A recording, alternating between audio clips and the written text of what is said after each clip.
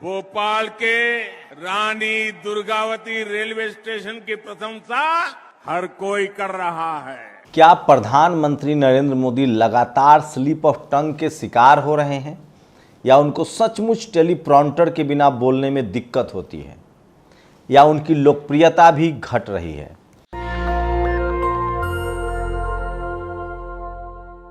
नमस्कार, मैं शंभू कुमार सिंह और आप देख रहे हैं नेशनल दस्तक। प्रधानमंत्री नरेंद्र मोदी के भाषणों में लगातार गलतियां जो है वो सामने आ रही है और सोशल मीडिया पर लोगों को मौका मिलता है उनको ट्रोल करने का। आज प्रधानमंत्री मध्य प्रदेश में चुनावी रैली को संबोधित कर रहे थे। उन्होंने बोलते बोलते कह दिया कि रानी दुर्गावती स्टेशन जो है भोपाल में, उसकी दुनिया तारीफ कर रही है। आपकी जानकारी के लिए बता दूं कि रानी दुर्गावती नाम के रेलवे स्टेशन भोपाल में है ही नहीं, रानी कमलापति नाम का स्टेशन है। तो कौन लिखता है उनका भाषण? क्यों इतनी सारी गड़बड़ियां हो रही? इससे पहले उन्होंने बिहार को लेकर कहा था कि दरभंगा में एम्स शुरू हो गया, जबकि वहां एक ईंट तक नहीं पड़ा है। स्लिप ऑफ टंग और फैक्चुअल एरर दोनों में बहुत ही अंतर है। तो क्या प्रधानमंत्री पर उम्र का असर होने लगा है? क्या उनके भाषण लिखने वाले फैक्ट पर ध्यान नहीं देते हैं? और तो ये सबसे बड़ी वजह है जिसकी वजह से बीजेपी की सोशल मीडिया पर किरकिरी हो रही है। अब बात करते हैं प्रधानमंत्री की पॉपुलैरिटी की। आप सोचिए, 2 घंटे में सिर्फ 18,000 लोगों ने उनको यूट्यूब पर देखा है, जबकि नरेंद्र मोदी के यूट्यूब पर 17 मिलियन सब्सक्राइबर हैं। वहीं ट्विटर पर एक खास स्पेसिफिक उनके वीडियो को डाला गया जिसमें उन्होंने कहा है कि कांग्रेस को अर्बन नक्सल चला रहे हैं।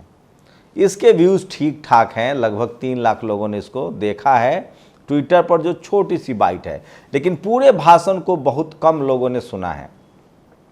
वहीं लगातार लंबा लंबा उनका भाषण होता है, स्लिप ऑफ टंग होता है, फैक्चुअल एरर बहुत होता है। राहुल गांधी भी आज रैली कर रहे हैं, वो भी छत्तीसगढ़ में है। उनका जो अपडेट था, उनके फेसबुक पर उनका पहला वीडियो लगा है, लाइव जो है नरेंद्र मोदी का यूट्यूब पर आया था और राहुल गांधी का भाषण जो है वो फेसबुक पर आया था।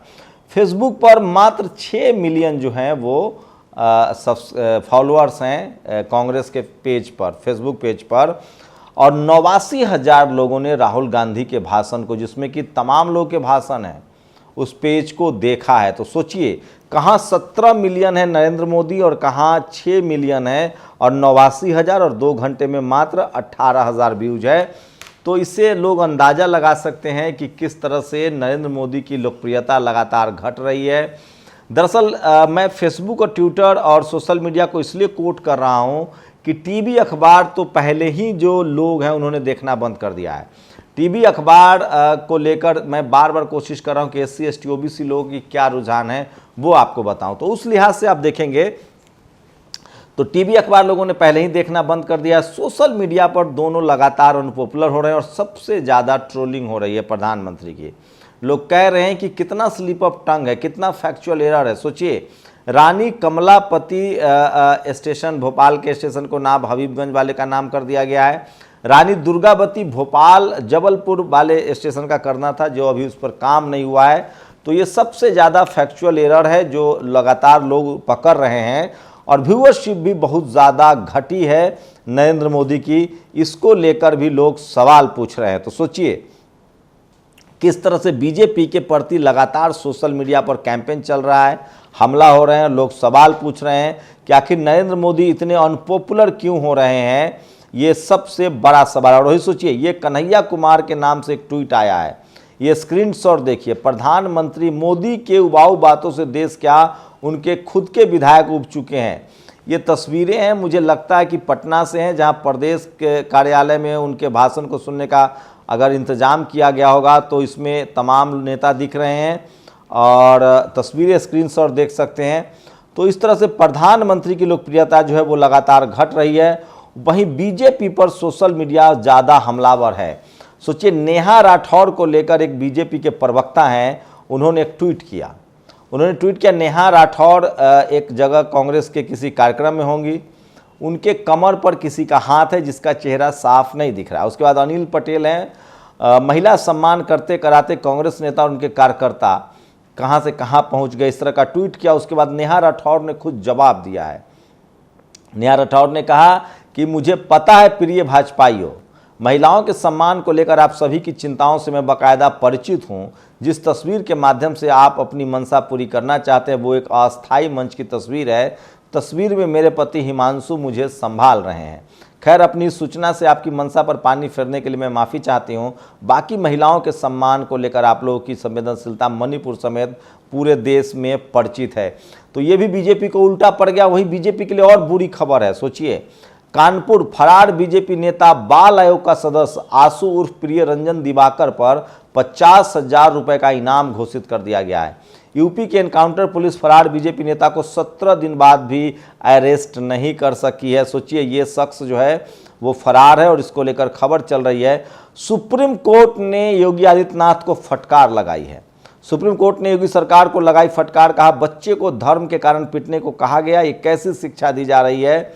यूपी में जिस तरह के मामले सामने आए थे, और वहीं बीजेपी शासित राज्य गुजरात में एक पुल ढह गया, 10 लोगों पर गाज गिरी है। और सोचिए, गुजरात के सुरेंद्र नगर में पुल टूटा है, तो गुजरात में मोरबी पुल का हादसा हुआ, बनारस में पुल गिर गया था। तो बीजेपी खबर मैनेज कर लेती है, खबरें पता नहीं चलती है। जिग्नेश मेवानी ने ट्वीट किया है, तो आप इसी से अंदाजा लगा सकते हैं कि किस तरह से बीजेपी सेंट्रिक खबरों की बाढ़ आई हुई है सोशल मीडिया पर।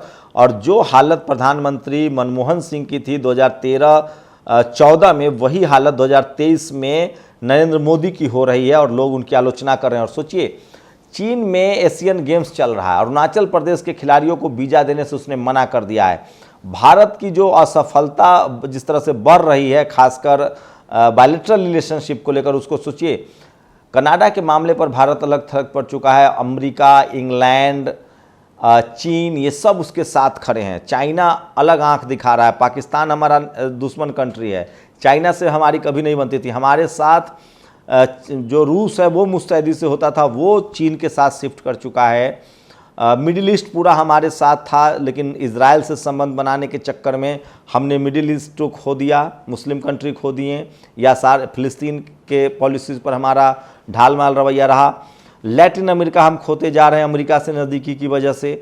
तो अमेरिका की नज़दीकी की वजह से हम रसिया खो रहे हैं, लैटिन अमेरिका, क्यूबा से लेकर तमाम देश खो रहे हैं जो वहाँ सोशलिस्ट कंट्री थे। उसके बाद हमने मिडिल ईस्ट खो दिया है, पूरा मुस्लिम कंट्री खो दिया है। अफ्रीकन कंट्री से हमारे रिश्ते बहुत अच्छे, अभी कोशिश हुई है G20 में, जो जिस तरह से अफ्रीकन यूनियन को हमने मौका मिला, तो अफ्रीकन देशों से तो थोड़ी नदी की चलो बेहतर हुई है, लेकिन हम नाइबर कंट्री से भी हमारे रिश्ते अच्छे नहीं हैं। चीन से पहले नहीं थे, पाकिस्तान से नहीं थे, नेपाल, श्रीलंका, भूटान, बर्मा, ये सब हमारे अच्छे दोस्त थे, उनसे भी तलखी बढ़ी है। तो बायलैटरल रिलेशनशिप को लेकर भी बहुत अच्छी स्थिति नहीं कही जा सकती है।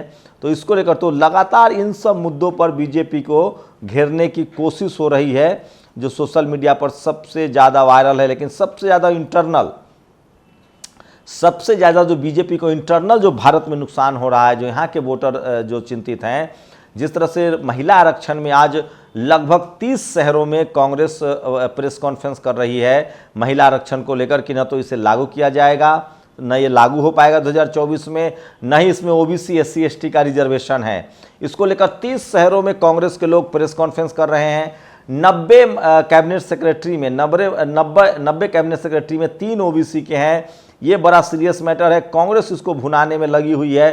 तो SC ST OBC का बड़ा पैरोकार कांग्रेस दिखने की कोशिश कर रही है।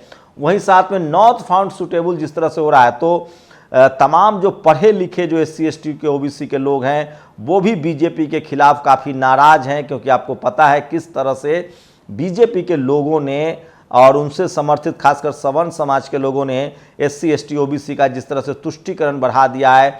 जिस तरह सोचिए, दिल्ली यूनिवर्सिटी में नॉट फाउंड सुटेबल लिख दिया गया है, नॉट फाउंड सुटेबल, उस पर भी मैंने खबर बनाई है।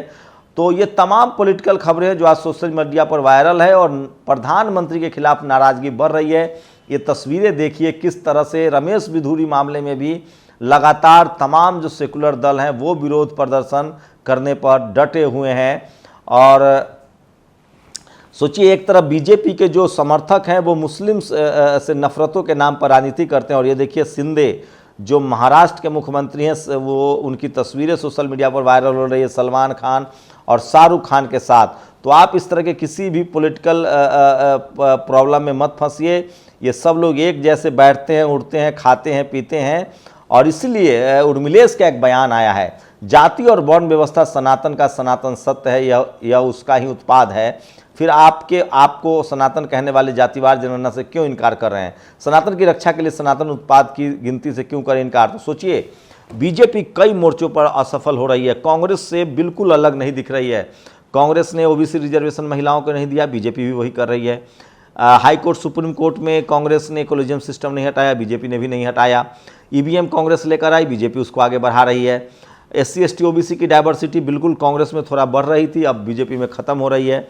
खासकर जो पावर सेंटर्स हैं, media, judiciary, college, university, bureaucracy, business, खेल, स्पोर्ट्स, वहाँ जिस तरह से जातिवाद फिर से फन उठा रहा है, लोगों को लगता है कि ये सवर्णों की सरकार है। इससे ओबीसी, एससी एसटी के लोग ज़्यादा नाराज हैं। और आज महिला आरक्षण को लेकर कांग्रेस ने मोर्चा खोल दिया है और लगभग 30 शहरों में उसकी महिला प्रेस कॉन्फ्रेंस कर रही है महिला नेता, कि किस तरह से ओबीसी को रिजर्वेशन नहीं मिला, एससी एसटी को उसके जो निश्चित कोटा है उसी में 33% महिलाओं की भागीदारी दी गई है, अलग से कोई रिजर्वेशन नहीं मिला है।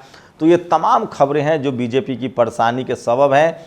टीवी अखबार के लाख कोशिश के बावजूद सोशल मीडिया पर बीजेपी की काफ़ी किरकिरी हो रही है। आपको क्या लगता है 2024 में, चूंकि 2014 में और 2019 में प्रधानमंत्री सोशल मीडिया के सहारे आए थे, क्या 2024 में सोशल मीडिया बिल्कुल नरेंद्र मोदी के खिलाफ है और वहाँ एससी एसटी ओबीसी और तमाम जो विपक्षी दल है उनकी भागीदारी बढ़ी है? टीवी अखबार लोगों ने देखना बंद कर दिया है। तो आज जो प्रधानमंत्री का स्लिप ऑफ टंग है उसको लेकर भी सबसे ज़्यादा सोशल मीडिया पर वायरल है। उन्होंने रानी दुर्गावती स्टेशन बोल दिया, जबकि नाम रानी कमलापति है।